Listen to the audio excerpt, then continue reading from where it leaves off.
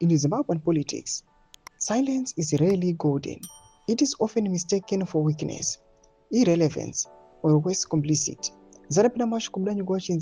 Can the quiet general commander be the future of Zimbabwe? The Zimbabwe third eye. Subscribe or like on the bell icon. But every once in a while, silence becomes strategy.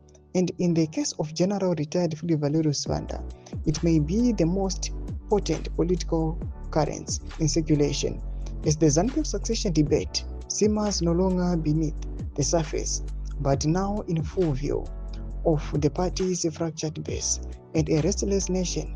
One name continues to rise, not with bombast or factional cheerleading, but with quiet inevitability. Retired General Philip Valerius Vanda is not a career politician.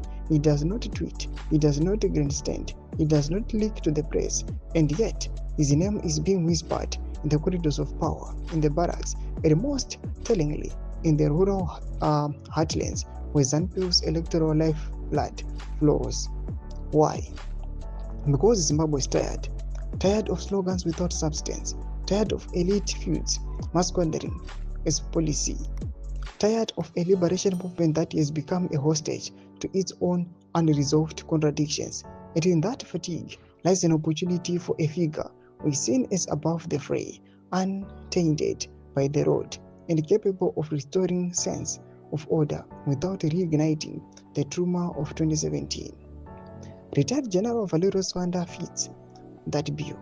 His military credentials are unimpeachable. As the former commander of Zimbabwe Defense Forces, he oversaw a delicate post-coup transition with a steadiness that earned him respect across the political divide. Unlike many of his contemporaries, he has not been linked to corruption, factionalism, or the shadowy dealings that have come to define the post-Mugabe era. But let us not be naive. The road to State House is not paved with goodwill alone. ZANU-PF is a party that is its own.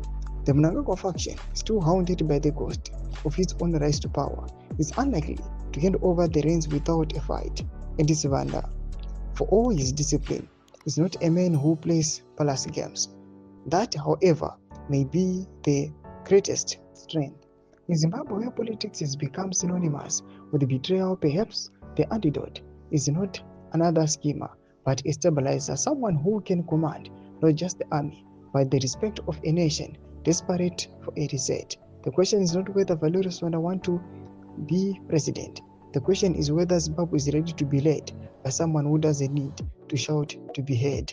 The third eye watches, and what it sees is a nation on the cusp of choosing between more of the same or the quiet courage of a man who has never needed a campaign to lead. Doma developments anoyachitwa pangwa ino ne the third eye. Kuti mafunguro iyi muri kudipa musoro penhau iyi. Muna comment section medu, subscribe or like, chit on the bell icon.